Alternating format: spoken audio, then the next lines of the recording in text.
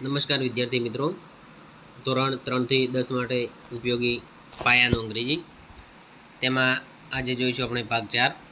ચોથા ભાગમાં ધીસ અને ધેટ ક્યાં વપરાય તેના વિશે આપણે જોઈશું સરળ સમજૂતી સાથે. સૌપ્રથમ તો આપણે જે પાસે જે વસ્તુ હોય આપણે એટલે કે નજીક, તેના માટે આપણે ધીસ વાપરીશું. જ્યારે આપણાથી દૂર હોય તેના માટે આપણે અંગ્રેજીમાં ધેટ શબ્દ વાપરીશું. પાસે માટે ધીસ અને દૂર માટે ધેટ. સ્પેલિંગ ખાસ પાકો કરવો. હવે વિદ્યાર્થી મિત્રો, ધીસ અને ધેટ સાથે સહાયક ક્રિયાપદ આવે છે. તો આપણે જોઈશું ધીસ સાથે સહાયક ક્રિયાપદ ઇજ આવે છે અને ધેટ સાથે પણ સહાયક ક્રિયાપદ ઇજ આવે છે. એટલે કે ધીસ ઇજ, ધેટ ઇજ.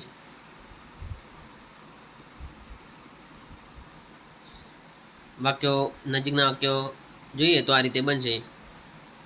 નજીક હોય તો આપણે આ શબ્દ વાપરીએ, આ સફરજન છે, આ ગાય છે.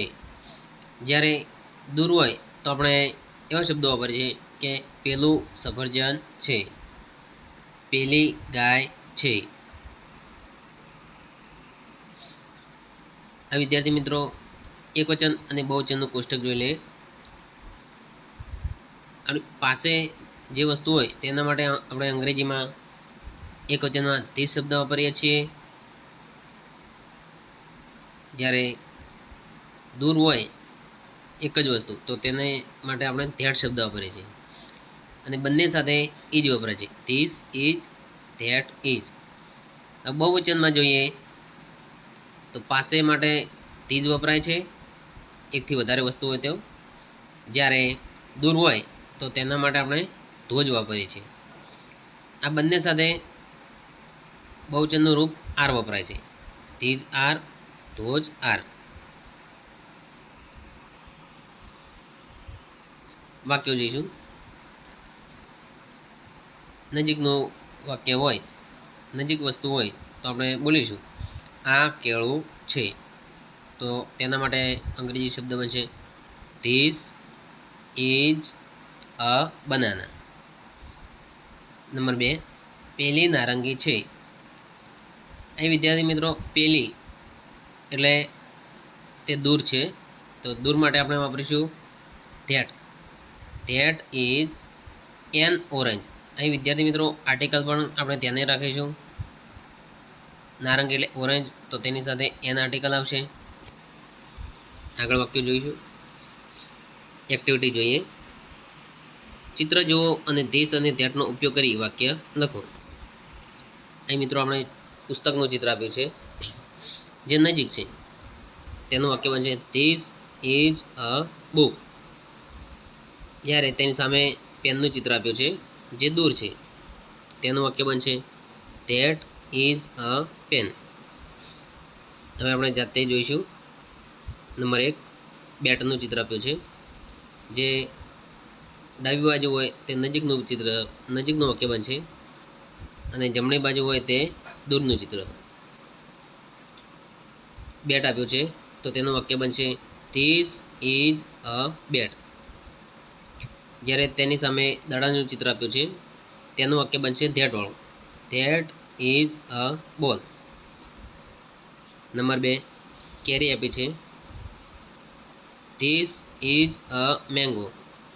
તેની સામે સફરજનનું ચિત્ર આપ્યું છે, તો ચિત્ર that is an apple. An article બનશે. નંબર 3, ઘડિયાળનું ચિત્ર આપ્યું છે. This is a clock. સામે પંખાનું ચિત્ર આપ્યું છે, ધેટ ઇઝ અ ફેન. આગળ નંબર 4, ખુરશીનું વાક્ય બનાવવું હોય તો નજીક છે, ધીસ ઇઝ અ ચેર. જ્યારે ટેબલ દૂર છે તો ધેટ ઇઝ અ ટેબલ. એ જ રીતે બસ નજીક છે તો ધીસ ઇઝ અ બસ. જ્યારે વાન દૂર છે અથવા તો કાર દૂર છે તો that is a car. Number 6, કાગડાનું ચિત્ર આપ્યું છે જે નજીક છે, તો ધીસ ઇઝ અ ક્રો. જ્યારે સામે ઘોડનું ચિત્ર આપ્યું છે, વાક્ય બનશે ધેટ ઇઝ એન ઓરેન્જ. અહીં આર્ટિકલ એન આવશે, જે ખાસ ધ્યાન રાખવું. નંબર 7, હાથીનું ચિત્ર આપ્યું જે નજીક છે, વાક્ય બનશે this is an elephant. An article આવશે. સામે શિયાળનું ચિત્ર આપ્યું છે, તો વાક્ય બનશે that is a fox. Number 8, ગલગોટાનું ચિત્ર આપ્યું છે જે નજીક છે, તો વાક્ય બનશે ધીસ ઇઝ અ મેરીગોલ્ડ. સામે સૂર્યમુખીનું ચિત્ર છે, તેનું વાક્ય બનશે that is a sunflower. Number 9, અહીં એન્જિનનું ચિત્ર આપ્યું છે, તો વાક્ય બનશે ધીસ ઇઝ એન એન્જિન. અહીં એન આર્ટિકલ આવશે. સામે વાણનું ચિત્ર આપ્યું છે, વાણ એટલે શીપ, તો વાક્ય બનશે ધેટ ઇઝ અ શીપ.